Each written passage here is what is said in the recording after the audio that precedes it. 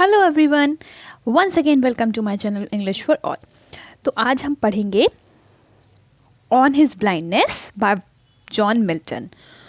तो सबसे पहले हम जान लेते हैं कि ये पोएम क्या है। ये जो पोएम है ये जॉन मिल्टन ने लिखी थी। आप सब जानते होंगे कि जॉन मिल्टन क्या है। वो कुछ समय के बाद ही वो अपनी हाफ एज जैसे ह्यूमन की एक एज 100 मानी कंसीडर्ड की गई है बाय द साइंस। तो वो अपनी हाफ एज यानी 50 ईयर्स से पहले ही वो ब्लाइंड हो गए थे, और ब्लाइंड होने के बाद वो अपने अंदर उनका जो ब्लाइंड होने का दुख था उसको उन्होंने इस पोएम में दिखाया है। तो बात करते हैं जॉन मिल्टन के बारे में। जॉन मिल्टन का जो पीरियड था वो था 1625 से 1675 तक, और ये जो एज है इस एज को प्यूरिटन एज के नाम से जाना जाता है। अब बात करते हैं जॉन मिल्टन के बारे में। इसके आगे जॉन मिल्टन ने एक बहुत ही फेमस एपिक पोएम लिखी है जिसका नाम है पैराडाइज लॉस्ट, जो कि 1667 में पब्लिश हुई है और लिखी है किस पे? Fallen of humanity. Fall of humanity इसकी थीम है, और ये एक ब्लैंक वर्स है। ये मैं आपको इसलिए बता रही हूँ क्योंकि आपके MCQs क्वेश्चंस आएंगे और उसमें ये सब चीज़ें बहुत ही इंपॉर्टेंट हैं। जॉन मिल्टन का डेट ऑफ बर्थ, वो किस एज से बिलोंग करते हैं उन्हीं ने, और कौन सी फेमस पोएम लिखी है, या वो पोएम कौन से ईयर में पब्लिश हुई है और वो किस टाइप की पोएम थी। तो ये आपके 3-4 MCQs हो गए कि what is the birth date of John Milton, जो कि है 9 दिसंबर 1608 एंड डेथ डेट 8 नवंबर 1674।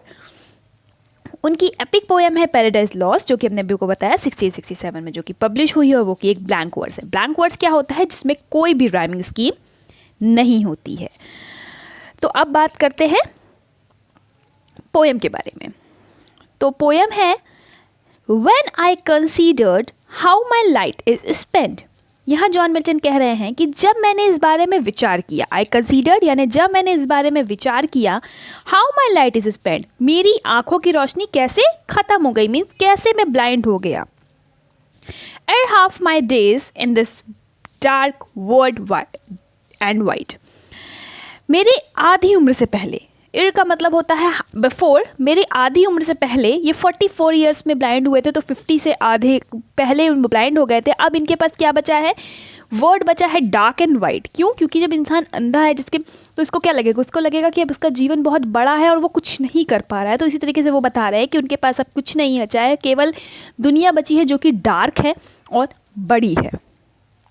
And that one talent which is death to hide, और मेरे पास वो एक टैलेंट है जो छुपाना नामुमकिन है। डेड टू हाइड का मतलब होता है नामुमकिन है छुपाना, जो उनके लिए छुपाना मृत्यु की तरह है। Lodged me useless through my soul more bent, वो अब क्या है? वो मेरे लिए क्या है? यूजलेस है। अब उसको रखना, लॉज मीन्स उसको रखना मेरे लिए क्या है? यूजलेस है। Through my soul more bent, लेकिन अभी भी जो मेरी सोल है, मेरी आत्मा है, वो झुकी हुई है to serve there with my maker, मेरे अपने मेकर को सर्व करने की तरफ। अपने मेकर को सर्व करने की तरफ मीन्स मेकर मतलब यहाँ पे क्या है? God. And present my true account lest he returning right, कह रहे हैं मैं अपना ट्रू अकाउंट प्रस्तुत करना चाहता हूँ उनके सामने ताकि वो मुझे फटकारे नहीं।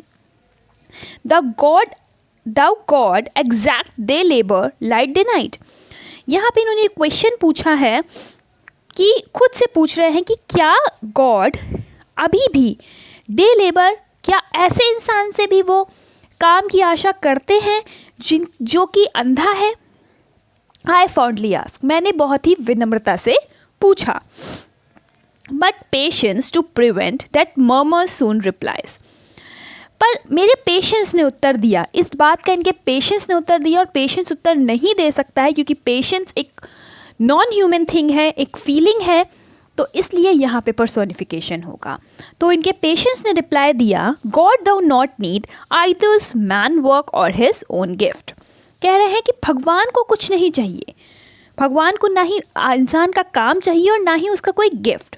Who best bear his mild yoke they serve him best, कह रहे हैं भगवान को वही सबसे ज़्यादा बेस्ट सर्व करता है जो उनकी दी हुई तकलीफ़ें, उनकी दी हुई परिस्थितियों में भी उनको कंप्लेन ना करे, उसको स्वीकार कर ले, वही उनके लिए सर्वनेस है, वही उनको सर्व करना हुआ।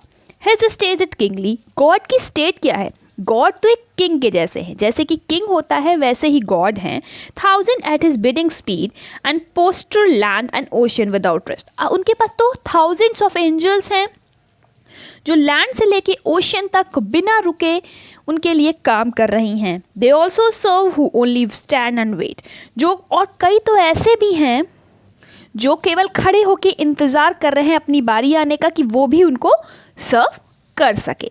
तो इसमें से आप कुछ MCQ क्वेश्चन हम आपको बता देते हैं। इसमें से MCQ क्वेश्चन आ सकते हैं कि इसमें कौन सी फिगर ऑफ स्पीच, कहाँ पे किस लाइन में फिगर ऑफ स्पीच कौन सी है। जैसे कि एक फिगर ऑफ स्पीच है इंजैबमेंट, जिसमें क्या होता है फर्स्ट लाइन ख़त्म हो जाती है without punctuation mark, second line में ही पंक्चुएशन मार्क लगता है। अगर कोई लाइन विदाउट पंक्चुएशन मार्क्स ख़त्म होती है और पंक्चुएशन मार्क सेकेंड लाइन में लगता है तो वहाँ पे फिगर ऑफ स्पीच इंजैबमेंट होता है, जो कि यहाँ लाइन 3 में है।